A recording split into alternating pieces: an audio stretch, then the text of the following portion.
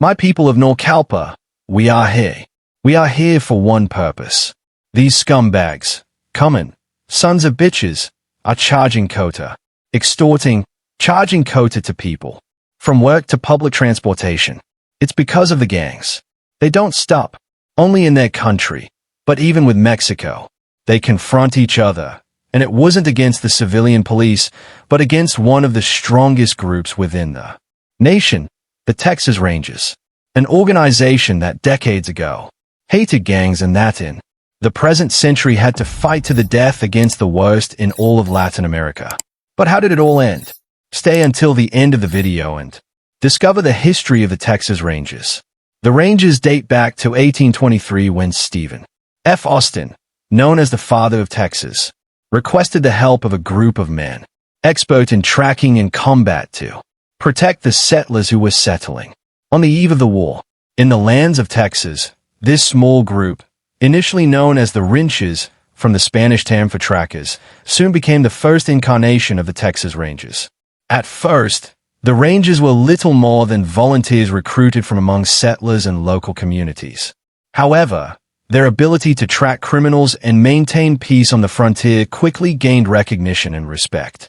As Texas became an independent republic and later a state of the Union, the Rangers established themselves as an official law enforcement force with government backing and a more formal organizational structure. The Texas Rangers' reputation as one of the most feared and respected law enforcement forces of the time was largely based on their reputation for bravery and effectiveness.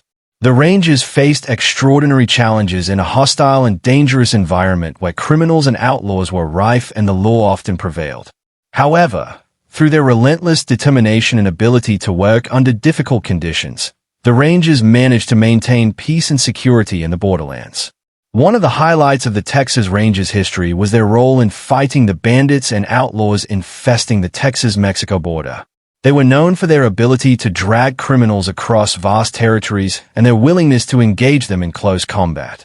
The Rangers earned a reputation for bravery and tenacity that made them legends in their lifetime. In addition to their ability to curb crime, the Texas Rangers also played an important role in several similar conflicts, including the Mexican Revolution and the American Civil War.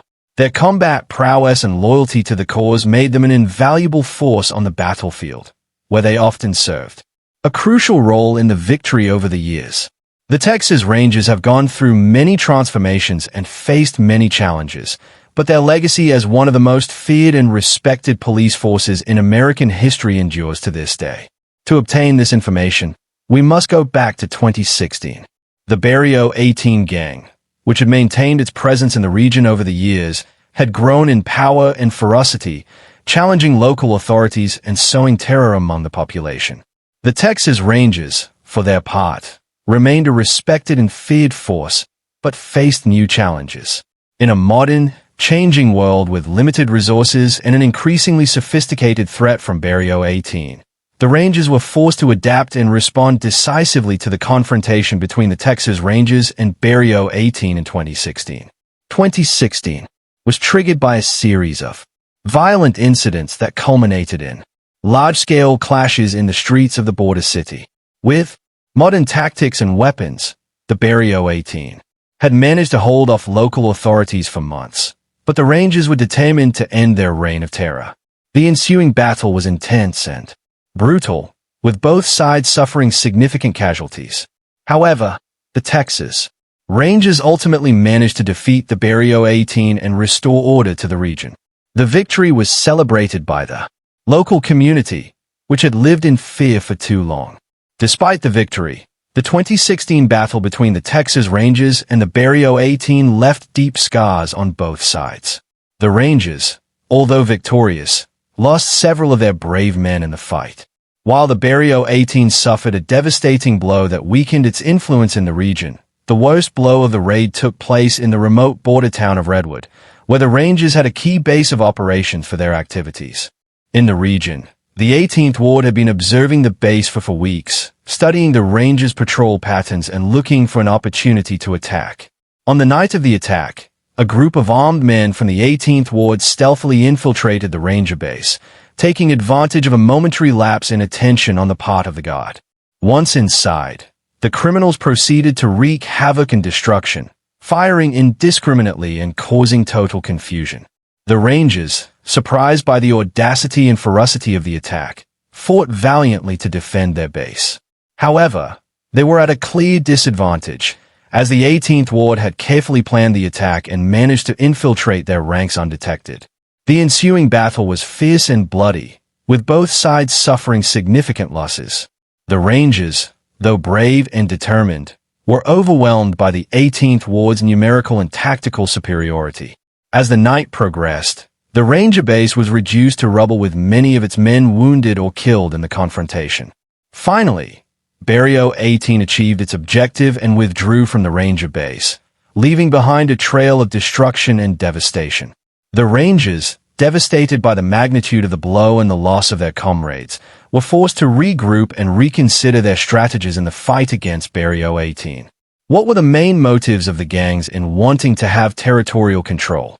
Territorial control is one of the main motivations for Barrio 18 in its quest to dominate the Red Bull region and its surrounding areas. This border area, with its strategic location, offers multiple advantages that make it worthwhile for a criminal gang. The Red Bull region is located in a key position on the Texas-Mexico border, making it a vital access point for a variety of illegal activities. Controlling this area would allow Barrio 18 to establish and maintain drug, weapons, and human smuggling routes.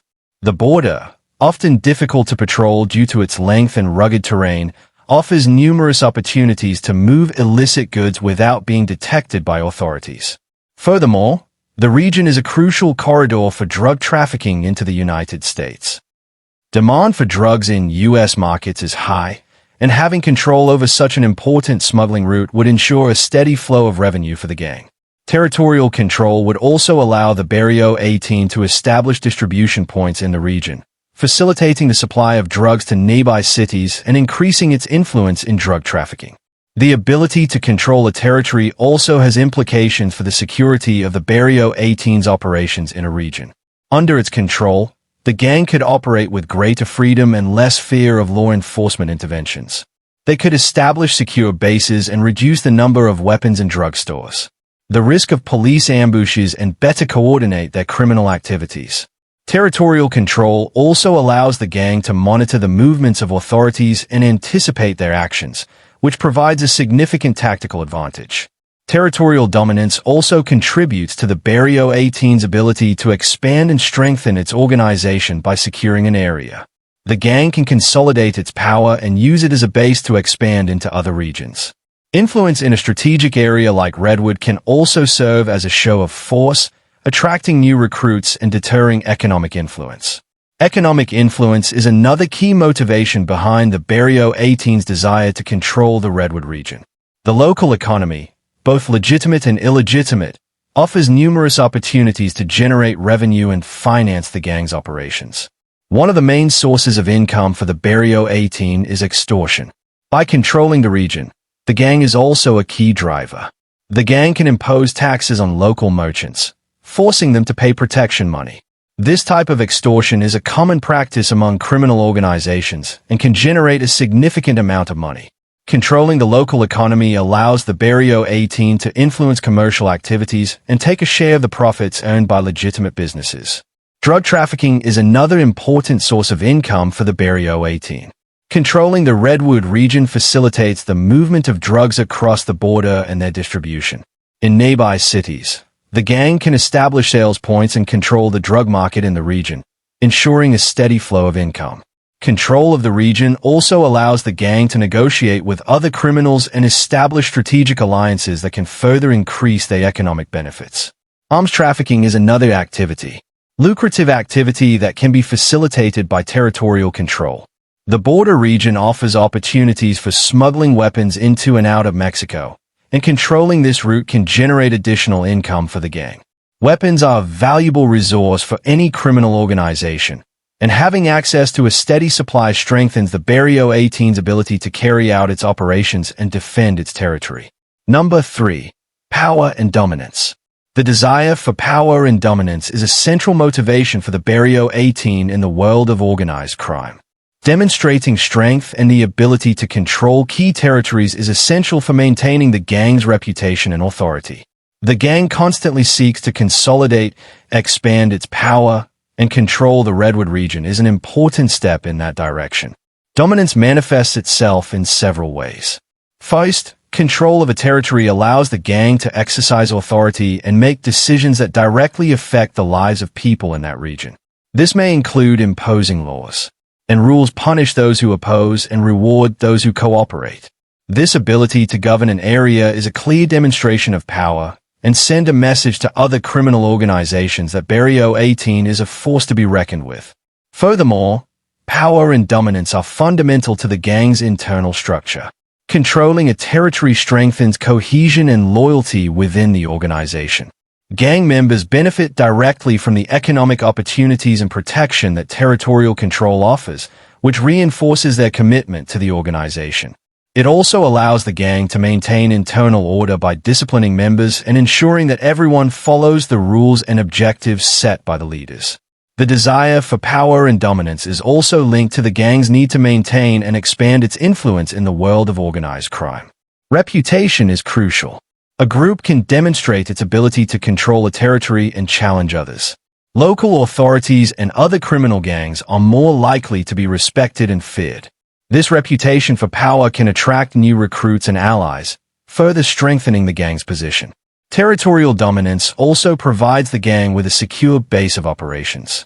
Controlling an area allows the Barrio 18 to establish secure bases where they can plan and coordinate their activities without fear of detection by the authorities. These bases can include caches for weapons and drugs, safe houses for members on the run, and operation centers from which they can launch attacks against rivals and carry out other criminal activities. And so we come to the end of this video. If you liked it, I invite you to give us a like so we can continue making more videos like this. Also, don't forget to subscribe and activate the bell so you don't miss any of our new videos. I wish you a great day. Until next time.